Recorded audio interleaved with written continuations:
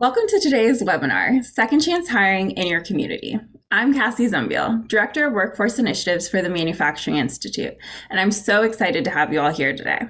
Quickly, I wanted to go over some housekeeping. On the right of your screen, you'll see a chat box. I would love if you could kick it off by putting your name and organization in the chat. Throughout the conversation today, feel free to add comments and questions. We'll be monitoring the chat and trying to get to all of your questions. You can also find the agenda with all of our guest speakers' information and a link to our resources on Second Chance Hiring. Please tweet and post your thoughts about our conversation today with the hashtag Second Chance Workforce. You can find the hashtag at the bottom of your screen throughout the webinar, just in case you forget. To set the stage for the conversation today, it's important to note the workforce challenge manufacturers are facing. With over 800,000 open jobs available today, and knowing that this is a challenge that isn't going away, it's critical that we recruit and retain from all available talent. We're consistently hearing from employers that they're looking for local resources and organizations that can help. Well, if that sounds like you, you're in luck. Today's discussion will begin to help you understand the resources in your community and how to utilize them in an effective manner to support your organization and your second chance hires. Now, to kick us off, I'm going to be joined by Matt Joyce and Solomon Moreno-Reza to discuss the basics of working with community-based organizations to hire and retain candidates with a past conviction. Let's jump in.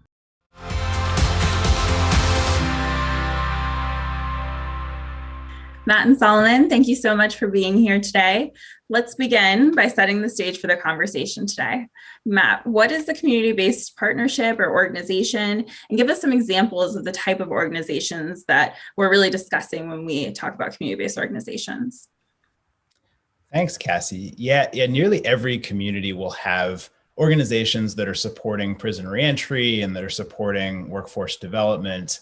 And I think because so much research has demonstrated that the most effective predictors of successful prison reentry are finding a job and keeping a job, that many organizations have brought these services together.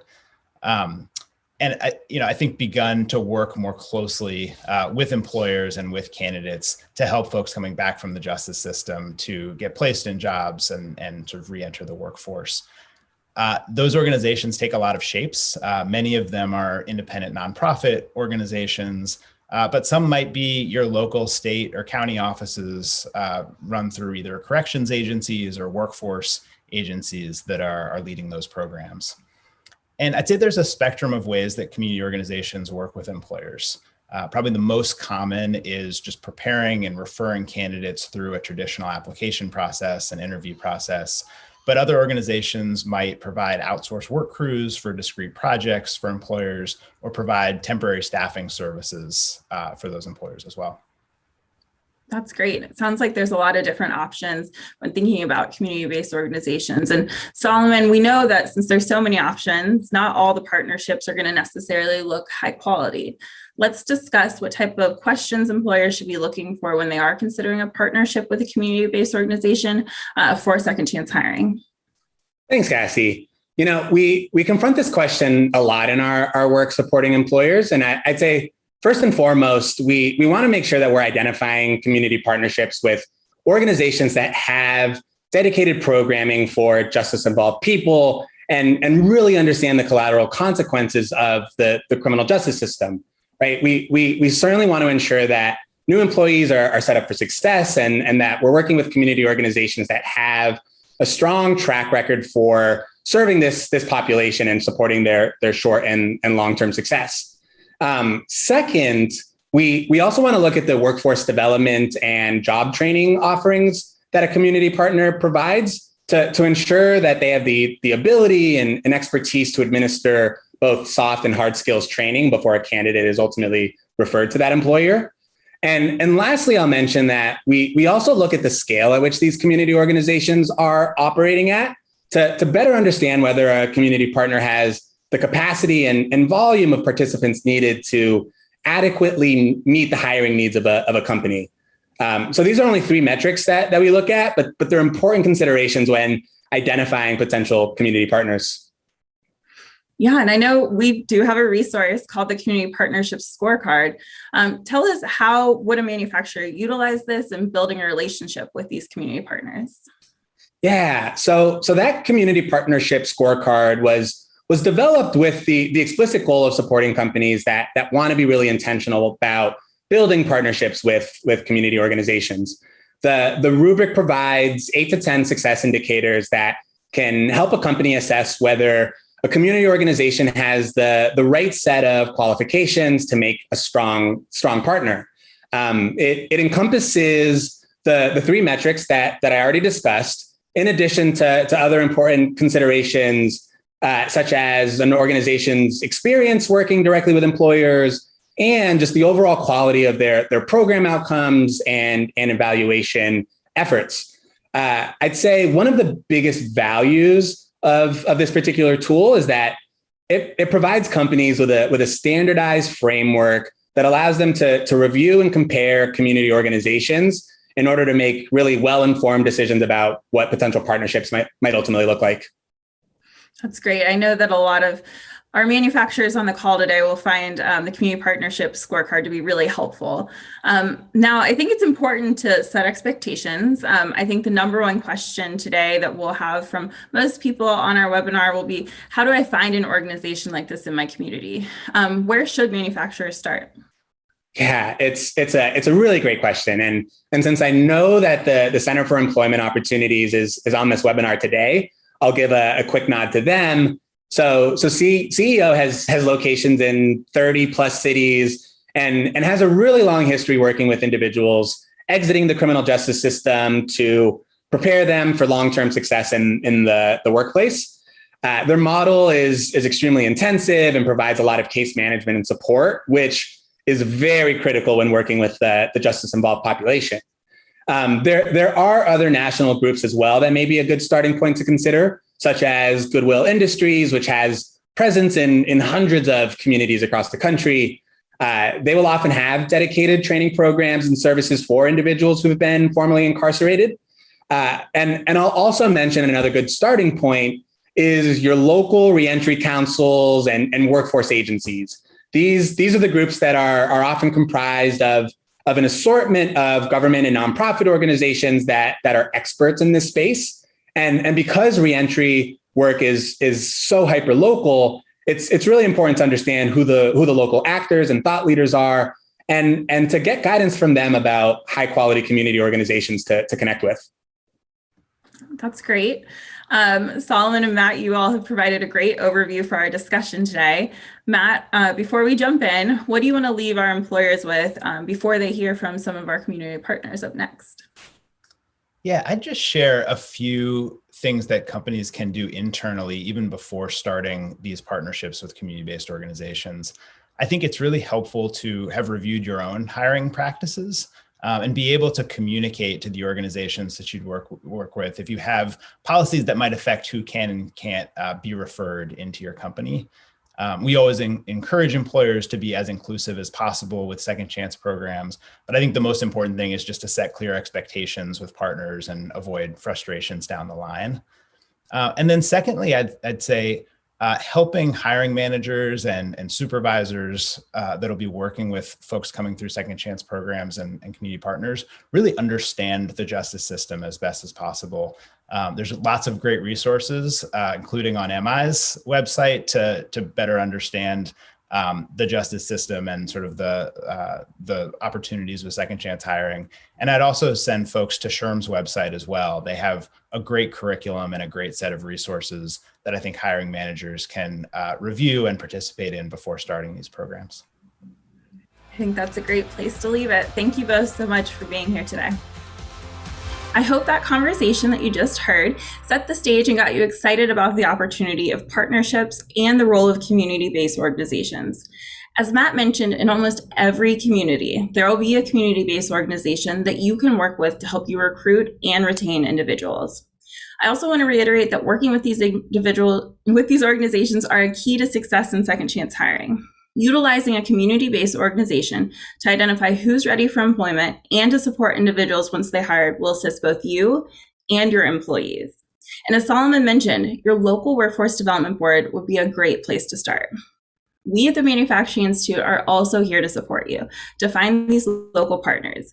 We've released resources that'll help manufacturers learn how to make the most out of these partnerships. I strongly encourage you to check out our Community Partnership Scorecard. It'll help you identify high-quality partners to refer and support candidates with past convictions. You can find more information about these resources on the Manufacturing Institute's website. Up next, we're going to take you on a road trip across the country to hear from 5 different community-based organizations who are essential partners with employers in their communities. Each speaker is going to tackle a different topic that community-based organizations can play when supporting you and your second chance hire. The 5 topics are individual supports, workplace readiness skills, employer engagement, direct placement, and transitional hiring. All of these topics are best practices and areas that you can discuss when you look to find a partner in your area, utilizing that community partner scorecard. First, a quick reminder to keep asking questions in the chat and engaging in social media using the hashtag #SecondChanceWorkforce. Now, let's kick off our round robin across the country. We're going to hear from Rayshawn Holt in Cincinnati, Ohio on individual supports. Rayshawn, over to you.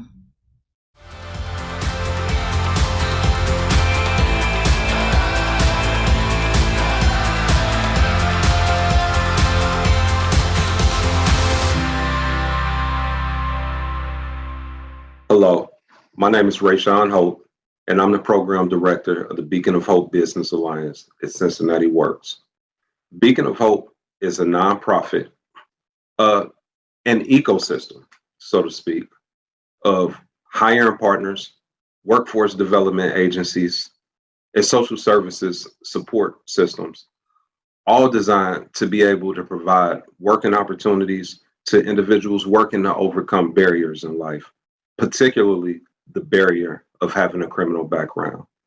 In 2016, I was that returning citizen working to try to find my way into the workforce.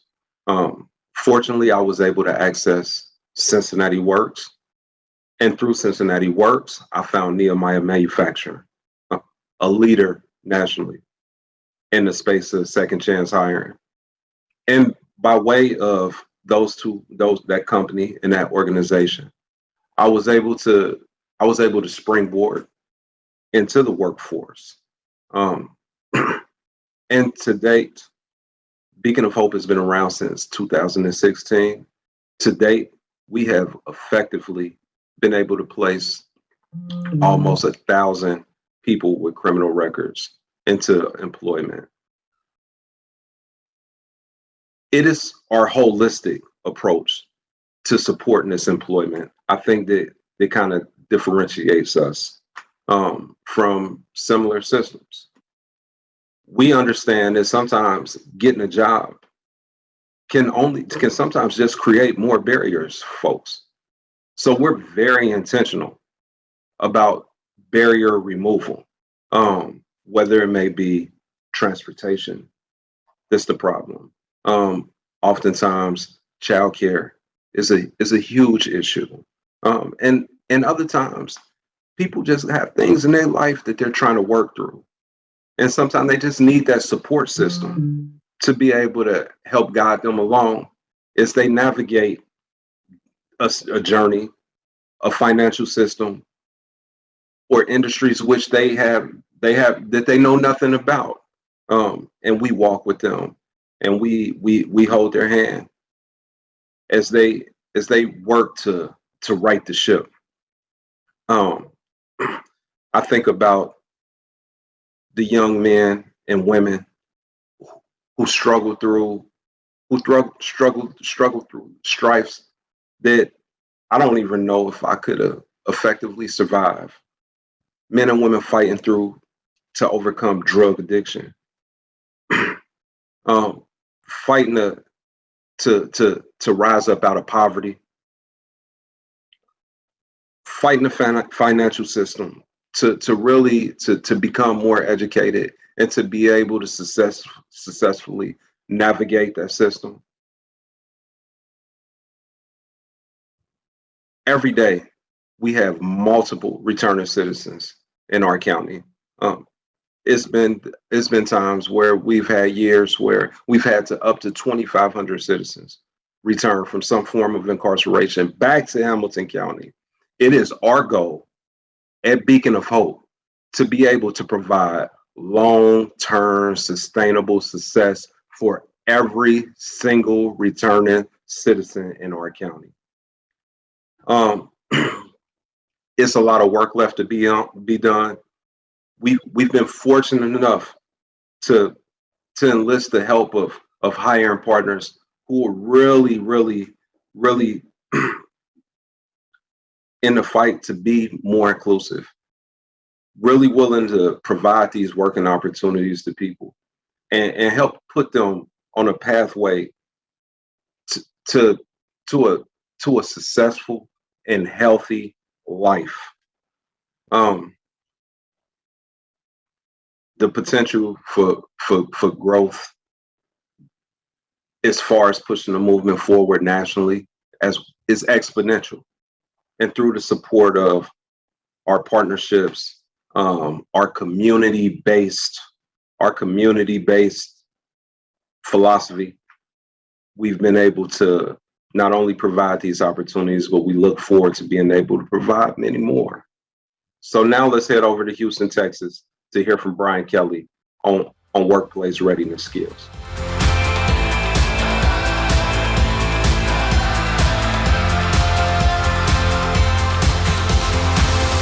Thank you, Rashawn. Hi, everybody. My name is Brian Kelly. I'm the CEO of the Prison Entrepreneurship Program, and I'm here today to talk to you about workforce readiness skills in second chance citizens. You know, every year in this country, 650,000 people are getting out of prison. They're flooding our country. And I'll just tell you, most are ill prepared for what they're going to encounter. The bewilderment, the pace of life, the technology changes that have went on, and then obtaining documentation, healthcare, alcohol treatment, family engagement, job search, transportation. It is overwhelming.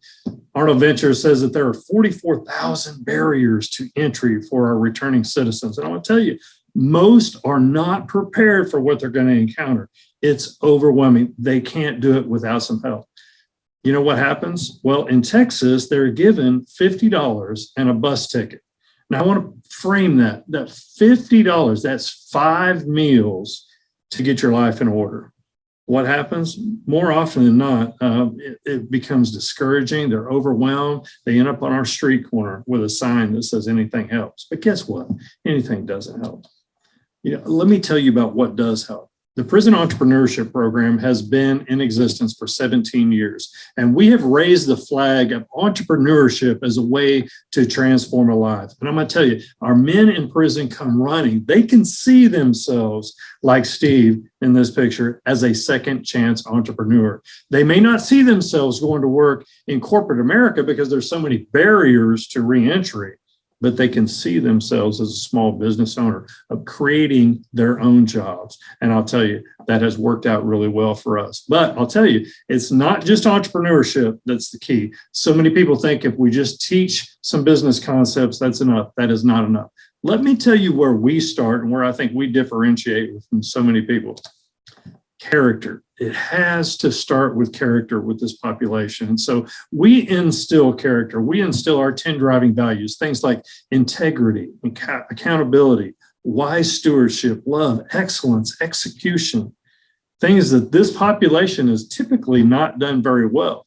You know, so many people think it's just job skills that will help these guys get out and start a new life. But I'll tell you what, a lot of people go to prison with job skills, but nobody goes to prison with great character. So that's the platform that we build at the beginning. We have got to build trust in our families, trust in our communities, but more importantly, trust in the employers who are going to hire these men. They need to be able to trust that they're going to show up to work, that they're going to represent them well, that they're not going to steal from the job site, that they're going to be trustworthy employees. So we start with character.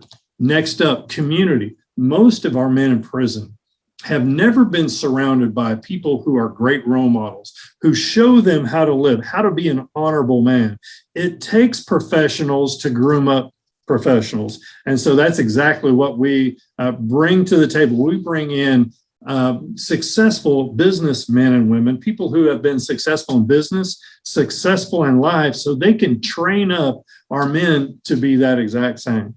And I'll tell you, it's not just character and community, it's also capital. And by that, I don't mean just throwing money at people. I'm talking about access to more capital, access to greater earning potential, whether they're going to become entrepreneurs or what we call entrepreneurs, or somebody who's going to go work for somebody else and just wants to maximize their career path. And so it takes a lot of training from successful people to show them how to maximize their earning potential post-release. You know, what's that going to look like? I've got some great data around that from our 17-year history. You can take a look at this graph, and on the left-hand side, this is just some amazing stats. You know, nationally, 60% of ex-felons don't have a job in 6 months. It's an amazingly difficult landscape. We have had 100% employment from our graduates for 10 years running within 90 days. We're actually averaging a first job in about 22 days. At a starting average wage in Texas, about $12.63. But we chart a lot of that at different intervals, and you'll see that at the 3-year mark, our guys are making almost $50,000 a year because of the value that they add to potential employer. Their training in entrepreneurship and their training in character makes them a much more marketable, much more valuable employee. Only about 16% of our graduates will end up one day starting a business, but the lion's share, we're going to go to work for somebody and they're going to make a very appreciative and very engaged employee.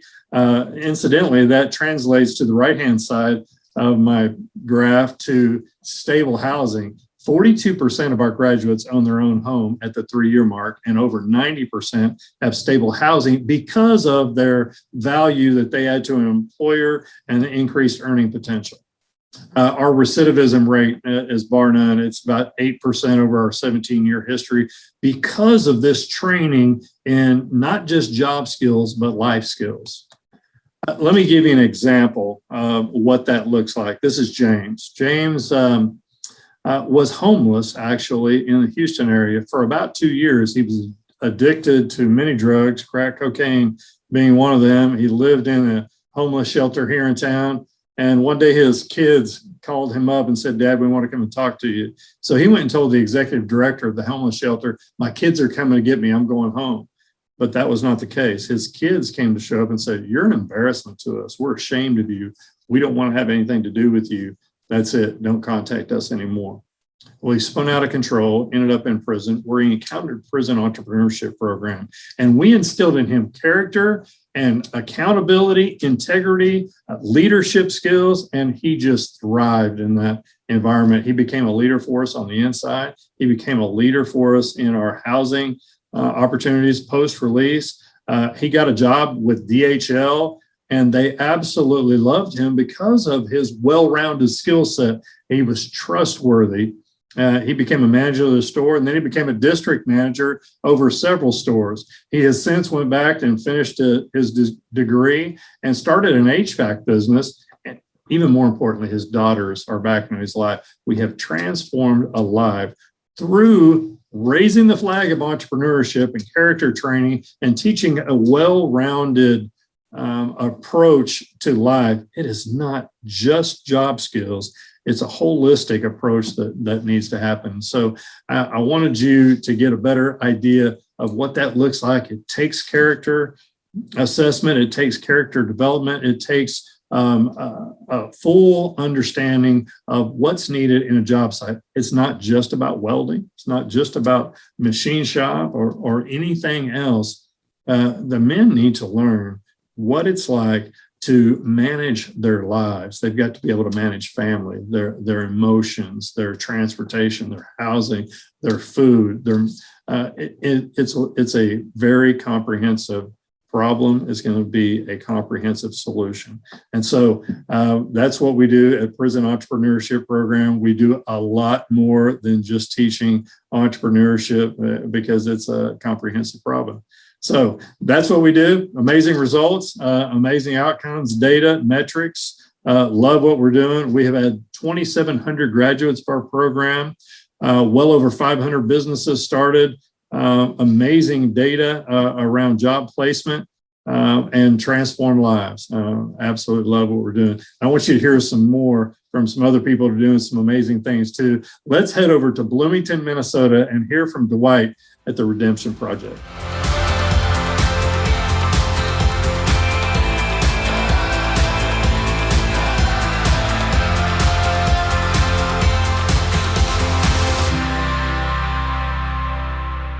Thank you, Brian.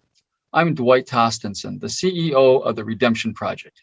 We partner with employers to provide inmates with mentoring opportunities while they're incarcerated and meaningful employment upon their release.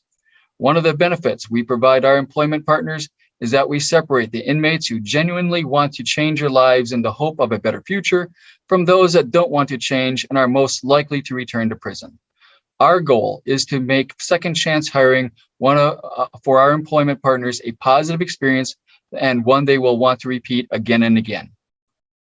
Research from the Manhattan Institute shows that training programs designed to quickly and effectively connect former inmates to meaningful employment upon release from prison reduce recidivism. We believe that for those incarcerated, finding employment should start while they're in prison through a professional mentoring program. Mentoring builds trust between employer and the inmate, which we believe is critical to a successful employment.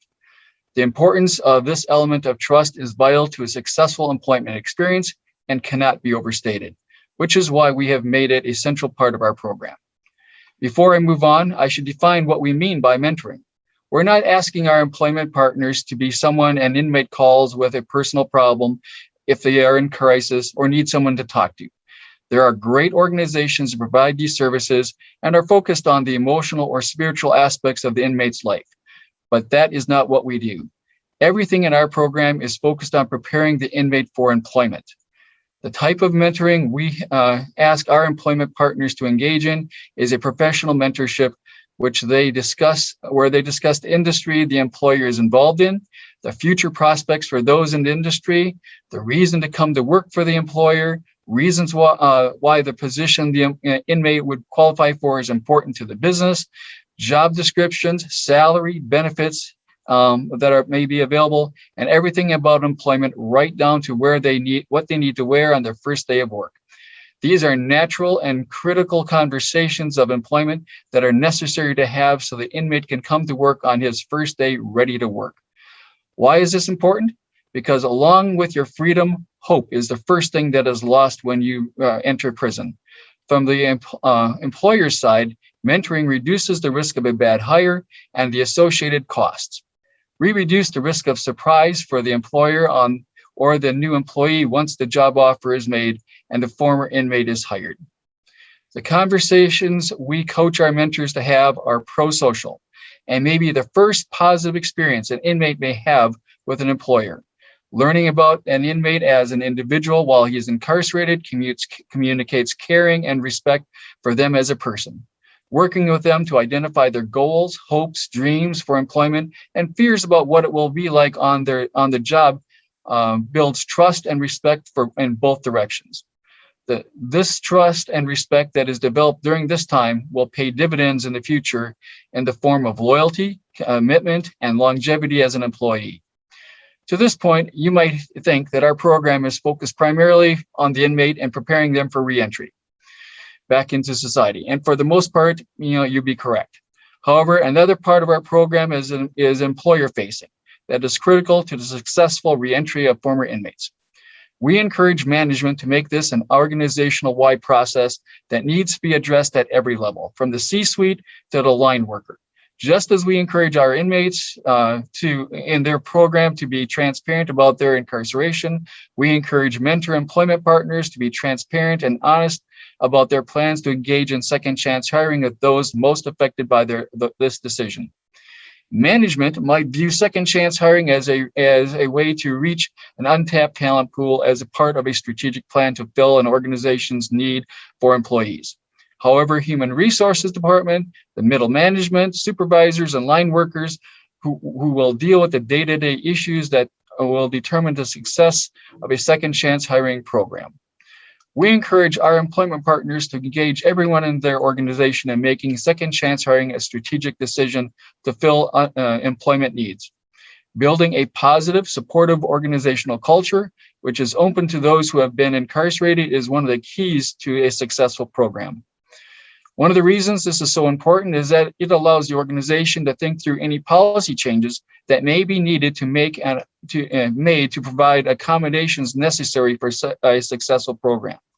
Failure to think through these accommodations and make policy changes before hiring can have unforeseen consequences for both employer and the new employee. This can result in a failed program, denying the employer the available talent which is likely to be very tight in a very tight labor market for this foreseeable future. In closing, I'd like to make 3 points. First, I would recommend you work with a nonprofit like the Redemption Project to help identify those inmates who are ready for employment. Former inmates can be a source of your best employees if you provide the right environment for them to be successful. Secondly, work with experts like our friend Jeff Kersinek and read his book, Untapped Talent. We give each of our employment partners a copy and encourage them to read it before working with them. It is a great way to gain insight at what is needed to have a successful second chance hiring program in your organization. And thirdly, I would encourage you to take the time to build a relationship of trust with those coming out of incarceration. Making the small accommodations in your employment policies and organization culture needed for former employments to be successful is a small price to pay for a good employee. The transition back into society is a difficult one, which is why so many former inmates return to prison. You can be part of a solution that will change lives, provide hope for the future, and positively impact a growing number of people in our communities. Now, I'm going to send you to Charlotte, North Carolina, to hear from Patrice with the Center for Community Transitions.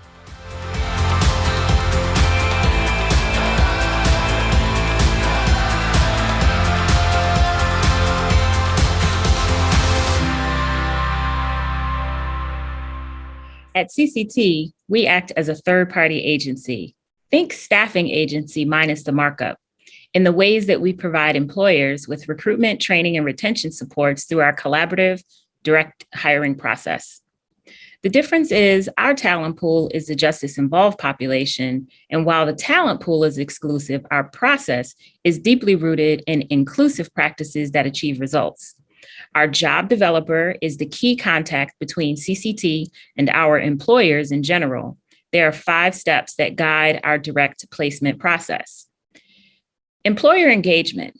During this stage, we explain what it means to partner with CCT, including establishing role clarity and expectations for an effective partnership, the current state of the company's commitment to second chances, which is super important, what charges the employer will not be able to accept, a quick review of the job description, and any other pertinent details that would help lay the foundation for an optimal partnership.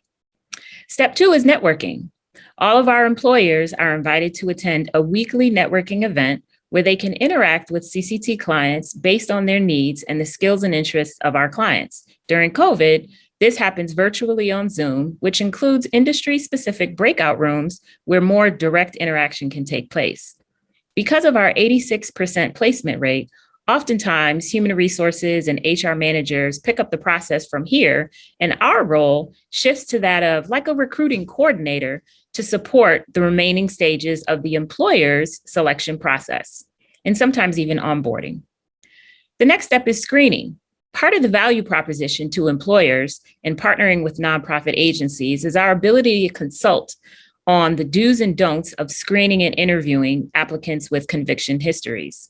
Although we didn't have a name for it before the SHRM Getting Talent Back to Work toolkit, we use the nature test to assist recruiters and hiring managers with job-related analysis of the applicant's justice involvement and the nature of the available job opportunity.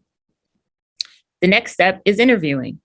Some employers whom we've worked with for a while will work directly with our job developer and our client advisors who work with our clients to conduct the interviews. These are usually the same folks who regularly attend networking, and perhaps we have volunteers from employee resource groups that conduct mock interviews and help review resumes. They know us and we know them well. For newer employers, we take a bit more structured approach that aligns with the employer's existing interview and selection process. We find that an integrated approach is most efficient and helps HR use applicant tracking systems and HRIS data to show impact, like applicant to hire and time to fill ratios and cost per hire savings. The final step is placement and support. The formal verbal or written offer is extended, and we provide through our client advisors who can help the employer navigate the individual needs of the applicant, whether it's probation or parole requirements or other supportive services like health, treatment supports, and other HR-related things.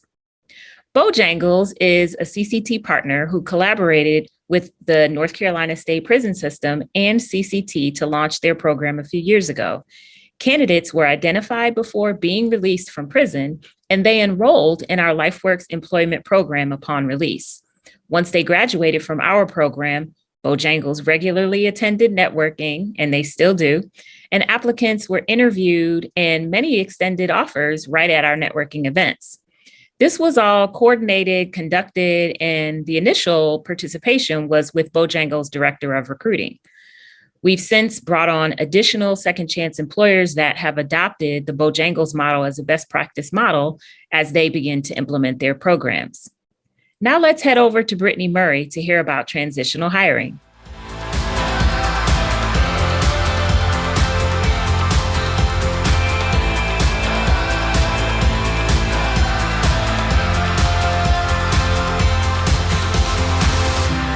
Hi, I'm Brittany Murray, and I'm the Director of Workforce Advisory Services for the Center for Employment Opportunities. CEO provides immediate, effective, and comprehensive employment services exclusively to individuals who have recently returned home from incarceration. Our highly structured and tightly supervised program helps participants regain the skills and confidence needed for successful transitions to stable, productive lives. So far, we have worked with well over 4,000 employers, and we serve as the nation's largest transitional employment services provider for people with past convictions. Our program model has 4 core components. The first component is job readiness training, where we prepare and train our participants to re-enter the workforce. That will vary from participant to participant according to what their needs may be. What we like to focus on is a people-centered approach that enables us to fill in whatever gaps are necessary to ensure the success of our participants. We have a 1-week intake period where we triage the needs of the participants and really start to get to know them and what their interests are, which will play out later on in the process. The next component is transitional employment, where we provide immediate work experience daily through our work crew model. We have partnerships all over the country with both private and public sector entities focused on a variety of different industries that enable us to expose our participants to different types of career pathways. On those crews, they are coached, supervised, trained, and paid daily to ensure that they remain engaged in the work day to day. Our third component is job coaching and placement, where we connect talented employees with quality employers. Our participants work with our job coaches to ensure they have whatever they need to be successful throughout their candidacy with various employers. And finally, we provide retention services for up to 1 year for all of our participants. That ongoing support ensures that their success is something they can access. We try to eliminate any distractions or barriers to employment by partnering with other community organizations and partners that help to uplift this community. So you might be asking, how can transitional work crews help your business? Well, for starters, all CEO participants are employed on one of CEO's transitional work crews. They receive daily paychecks and work experience through these crews. The crews provide valuable services to all of our employer partners in a variety of industries. We focus on transportation and guaranteed fulfillment, which enables us to transport crews to and from work sites every day on time. We also take the responsibility to ensure our employer partners have enough workers to meet their goals and performance standards every day. Next, we provide trained and professional supervision. Every CEO crew is managed by a site supervisor who provides on-site supervision and support. The site supervisor provides daily feedback and coaching to all participants and promotes ongoing professional development. They also establish relationships with the participants so that they can motivate them in ways that they need to be successful.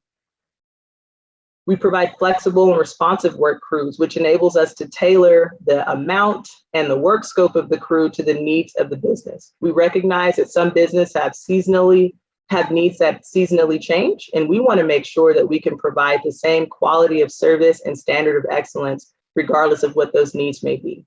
So we work closely with our local site supervisors to ensure that participants are prepared every day to execute on the work scope. And lastly, we provide insurance and administrative support. We assume all responsibility for directly paying, managing, and insuring our crews, including workers' compensation. We carry our own robust insurance coverage, and we can name a crew partner as an insured party on our general liability policy. So as you can see, we are a highly skilled, tightly structured program that operates in 31 different cities across the nation. Cassie, back to you. I hope you enjoyed that quick trip around the country with some true leaders in this space.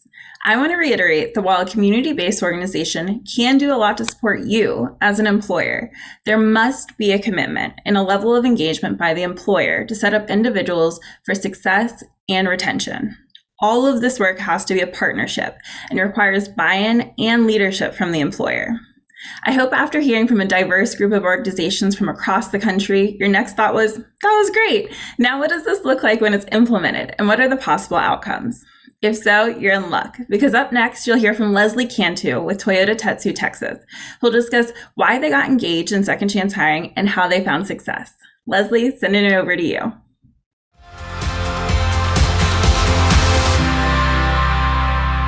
Thank you, Cassie. I appreciate the opportunity to be able to share our story on how we started this journey with the second chance population.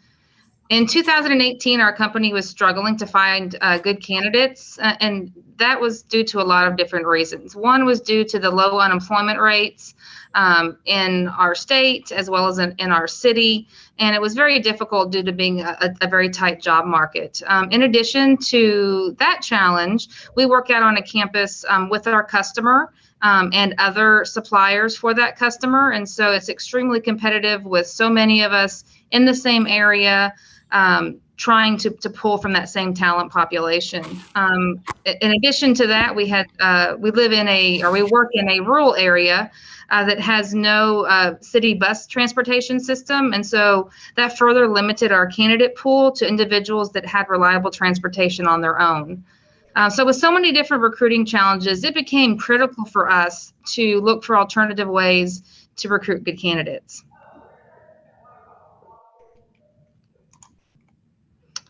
So in 2018, to tell you a little bit more about our story and how we got started, is we were participating with the county program to train skilled maintenance technicians through an accelerated training program. And through that strong partnership with Bexar County, we were able to upskill some incumbents. And with that opportunity and that strong partnership with the county, they had asked us to provide an experiential learning opportunity for a particular individual that was referred through the Reentry Center. That individual had a recent conviction that made it difficult for him to be able to gain that on-the-job training experience because he was being turned down by other employers.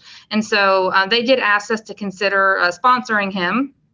And again, due to that relationship with the county, we agreed.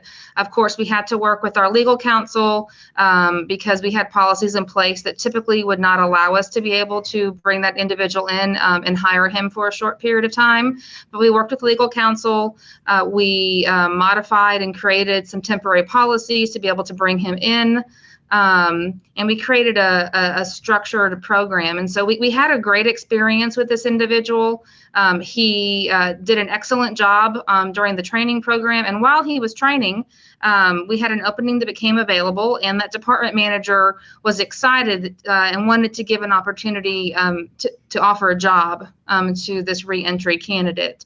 And so we went back to the table and met with our legal counsel again, and were able to come up with a permanent structured program that allowed us to hire this candidate. And he has been with us since 2018 and still works with us today in our maintenance department. He's been a great addition to the team. So this really got us thinking, if we had such success with this individual, that maybe we could recruit from this particular talent pipeline to meet our company's needs. And so this experience through the recruiting challenges and this one experience with this particular reentry individual really opened the door for our company to become an engaged community partner. This allowed us an opportunity not just to offer jobs, but a career opportunity in a demand industry, in a demand occupation for individuals that had challenges with background or work experience and were limited on places they could work due to transportation barriers. And so we decided with the structured program that we developed, we knew we needed to bring the right partners to the table to be able to meet the needs of the second chance population so that they could be successful in achieving a long-term career in manufacturing. And so we decided that critical partners to bring to the table were Bexar County Economic and Community Development Department, the Bexar County Reentry Center, the Bexar County Adult Probation Office. We brought the partnership called Commute with Enterprise, and that is a partnership with the Via Vanpool, which is our local city bus transportation system, as well as with Enterprise rental cars, and they created a program called the Vanpool. And then we also brought Workforce Solutions Alamo, and then my company, Toyotetsu Texas, was there to provide employment opportunities. And so this partnership really created a structured, in-depth, holistic program that really provides a strategic advantage to the job seeker and to the employer. And so it really is a win-win for all those that are involved.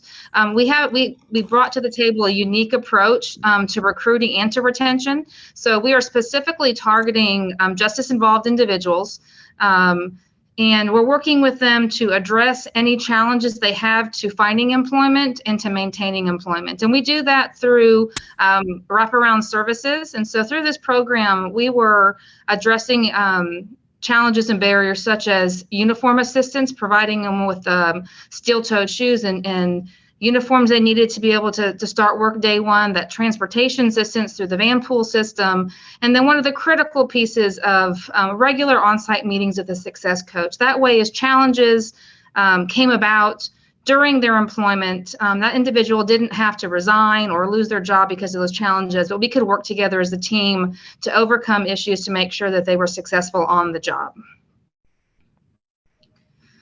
To share some results of our program from 2018 to 2020, in the last 4 years, we've hired more than 80 individuals through this program, and we had some amazing results. When we started to analyze the data, we saw that on average, our justice-involved population received higher monthly performance evaluations, and they had better retention than the general population that we hired through traditional recruiting means. So not only was this providing a great career opportunity to an individual that wants a second chance, but it really makes really good business sense for us to hire individuals that are going to perform better and have better retention. So if you're looking for ways to help your company meet their hiring targets, and especially in this very tight job market, I would highly encourage you to consider targeting the second chance pipeline of talent. It's a great pipeline to tap into. I would recommend contacting your local workforce development board or city or county office of criminal justice, because there may be a program out there that you're not aware of, and you can tap into that and start to hire individuals immediately. If you're in an area that doesn't have a program, I would encourage you to be a pioneer just like we did and start a program in your community that can meet your hiring needs and support second chance individuals. So thank you again, Cassie, for the opportunity, and would love to be able to be a resource to anyone out there that has questions or an interest in starting their own second chance hiring program. Thank you. Thanks, Leslie. I always get excited when I hear your story. Like many employers, Toyota Tetsu Texas hesitantly went into hiring one candidate with a prior conviction because they didn't have experience in second chance hiring before. That one candidate opened their eyes, and now they have over 80 hires who have found success within their organization. Based on data that they've tracked, they've had better retention and productivity from their second chance hires compared with their traditional hires. They found immense success, but they didn't do it alone. They took the initiative to find organizations who could support both them and the individuals they hired and continued to iterate on different tools to make sure that they found success. I'm excited that I can say we're now taking this model and launching a second chance hiring pilot with 4 manufacturers in the San Antonio area, including Toyota Tetsu Texas. You all can follow along with updates on that pilot, along with other updates on the Manufacturing Institute website. Now, let's transition to our final conversation for the webinar today, our fireside chat with Carolyn Lee, Executive Director of the Manufacturing Institute, and Wendy Safstrom, Executive Director of the SHRM Foundation. Wendy and Carolyn will be discussing the SHRM Foundation's Getting Talent Back to Work initiative. Carolyn, over to you.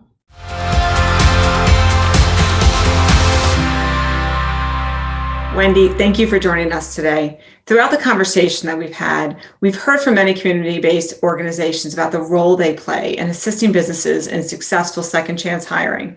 We wanted to round out the conversation by equipping manufacturers with the takeaways and resources that you all at the SHRM Foundation have been working on with the Charles Koch Institute. So let's begin by discussing the Get Talent Back to Work initiative. Can you provide us with a brief overview of this work? Sure. Just a little background and context for the SHRM Foundation. We're the 501c3 affiliate of SHRM, which is the Society for Human Resource Management. We're the world's largest professional society for HR. We've got about 300,000 members in 165 countries and engage about 115 million workers and within their sphere of care, families every single day.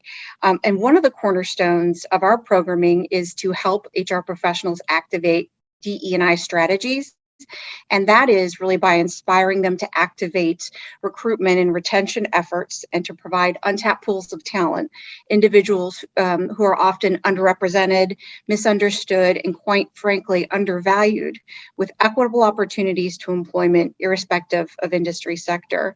And as you know, people with criminal records, especially the formerly incarcerated, face enormous employment barriers despite being talented, loyal, and very eager to work. And too often, employers deny a fair opportunity and miss out on valuable workers because of rooted biases and other misconceptions. So our initiative, the SHRM Foundation's Getting Talent Back to Work initiative, really aims to reduce those barriers by empowering HR professionals with resources, tools, and case studies that will help them create and foster inclusive and supportive workplaces for people with criminal records. And it's interesting to note that 1/3 of working age U.S. adults has a criminal record. That's 2.3 million are currently incarcerated and 5 million are formerly incarcerated. So it's more individuals than you think. And again, this is an incredibly valuable pool of talent that we cannot afford to overlook. In 2018, we worked with, as you mentioned, the Charles Koch Institute. We launched some really great groundbreaking research all about individuals with criminal records in the workforce. We took a holistic approach to understanding the knowledge, the perspectives that HR professionals, business leaders, and individual contributors have about this pool of talent. After we conducted the research, we leveraged the outcomes and we produced a call for companies to pledge to commit to second chance hiring and a digital toolkit. And then in late 2020, we began development of an entire suite of materials, brand new, a really upgraded digital toolkit, a certificate program that's free and available to everybody, a self-assessment for employers to assess their own personal knowledge and biases and common misperceptions related to people when hiring criminal records. And all of those resources were launched in May of this year. Again, all free and available to all on our SHRM Foundation website. And that's why SHRM is such a key leader in this space and also such a tremendous partner for all of us. While we might be the experts on manufacturing, you are experts on HR as a profession and how this really fuels our companies and our communities all across the country. So such a tremendous partner. So I know in the May release, you also had some updated data that you released along with it. And so was there anything, what's changed? And then is there anything that you found really surprising? Yeah, and I don't think anybody could have predicted how fast, in particular, the world of work and the world itself, right, would change in less than 3 years since we started that initial research study, and certainly today. It's really created, though, I think, an intensified need, again, to understand what employers think about individuals with criminal records. And amid one of the lowest periods of employment on record at just 3.5%, really pre-COVID, many employers back in 2018, when we talked with them, were, as you can imagine, struggling to find and retain talent they really need to be successful. Then the COVID-19 pandemic struck, US unemployment skyrocketed to close to 15%. Today, as the US and the world begin to work towards our new normal and hope due to expanding vaccine rollouts, and employers are once again confronted with filling the skills gaps at their places of work. And employers everywhere really have been increasingly pressured to decide where they stand on social and political issues, a trend that I think is going to become the new standard practice for businesses. And so with those old and new workplace challenges in mind, the time came again, and that's why we did this research in late 2020, early 21, to again address how employers are thinking about this untapped pool of talent. So we collected, again, information from HR folks, from C-suite business leaders, managers, and individual contributors. And we really measured the progress we had or had not made since we did the original research back in 2018. Approximately 2/3 of HR professionals indicated that their organization has hired individuals with a criminal record. That's about the same percentage as in 2018. And while that indicates little to no progress over the last 3 years, the number of HR professionals, when you kind of break it down, who claimed their organization had not hired any individuals with criminal records decreased by 5 percentage points from 2018 to 2021. And some other statistics, 3/4 of HR professionals from organizations with 500 employees said they had hired individuals with criminal records. 84% of HR professionals in manufacturing, in fact, construction and the utilities industry said their organizations had hired individuals with criminal records, the most of any industry. So you all are leading the way when it comes to industry sector.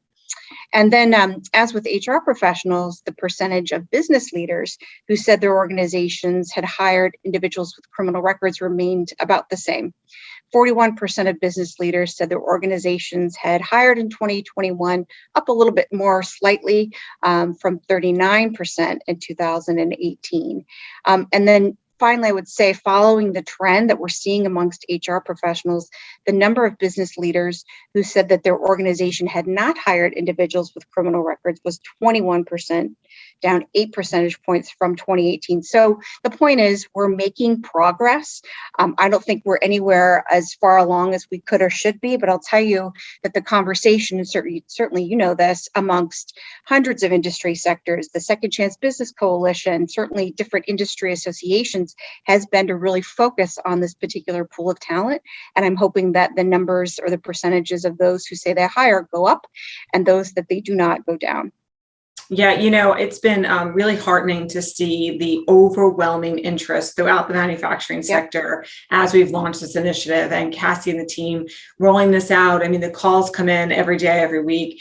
And now on the flip side, manufacturing, you talked about COVID and the change in the employment sector. We saw a massive shift. But we have more open jobs today. In the last 3 months, we've hit record highs than we had in years. But the skills gap has been a perpetual challenge for us. And so I think for our sector, it comes down to people don't know about manufacturing careers and the value, and we've got to bring them in. And so that's why it's such a key initiative for us. But then also we've got to make sure that companies are ready to attract and retain that talent. And that's where, the tools being developed under the Second Chance initiative are so key, because there's multiple steps here. As you well know, at the SHRM Foundation, you've got to hire, you've got to attract them, you've got to bring them on, then you've got to keep them. And those are all special tools. So, can you talk a little bit more about some of the stigmas and barriers for hiring individuals with criminal records, and what have you found? Sure. So as part of the research that we just conducted in late 2020, we ask employers and individual contributors again about concerns that they think their organizations have when it comes to hiring individuals with criminal records. So leading results across all the sample populations we talked to included the legal liability of hiring these individuals and the potential impact on company brand if customers were to learn that some employees have criminal records. So generally, those concerns were consistent with 2018 results. However, one of the largest changes was an 8 percentage point decrease amongst individual contributors who said that they thought legal liability was a challenge. So while concerns really varied across industry sectors in terms of the people we talked to, the top concerns of all HR professionals, business leaders, and individual contributors generally fell into two major areas of legality and company brand. So those are kind of the problem. Those are some of the problems that the stigmas are preventing folks from getting hired. So to a lesser degree, employers and employees think that personal attributes like individuals with criminal records being less effective or have less of the necessary skills are not necessarily among the major concerns of workplaces when it comes to hiring from this talent pool. So it's been really interesting to watch. I think we still have a tremendous job to do in terms of talking about the story, the industry sectors who have had success in hiring individuals, the kinds of positions that they're hiring them into. And that's why these larger consortiums or groups of employers or trade associations and professional societies can really make a big difference, especially if they engage with the small to medium-sized employers. Absolutely. Learning from one another, we know that's been so valuable, and making sure that people, and what we hear all the time, manufacturing executives want to hear from other manufacturers about how they overcame, because we have a unique work environment. And so I know that's really key. So I know we're coming up on time, but quickly, what's next for SHRM and the SHRM Foundation and getting talent back to work? We're just going to continue to talk and tell our story. We're committed to keeping the materials up to date and relevant. And so we're just really going to focus on going to different conferences and doing what we need to do to better tell the story of these individuals and hopefully gain their employment. Absolutely. Well, that's something we're going to pick up that mantle and join you in, because telling that story is so critical to closing this gap and making sure that we're lifting up these individuals, their families, and our communities while keeping America strong with manufacturing. So thank you so much for joining us today, Wendy. And now I'm going to turn it back to Cassie to close out the webinar. Thank you. Thanks, Wendy and Carolyn, for those insights. I hope all of you joining us today learned as much as I did and are as excited about the opportunities that second chance hiring can bring for your company and your community. Our goal with this work is to empower you at the local level to make this a success for your organization. Reach out to us at secondchance@nam.org to let us know how we can help you or answer questions that you have. And if you take nothing else away from today, remember that you have organizations that are ready and willing to partner with you. We at the Manufacturing Institute are looking forward to working with you to prepare you for this work. Collaboration and partnership are your keys to success. Thanks for joining us today.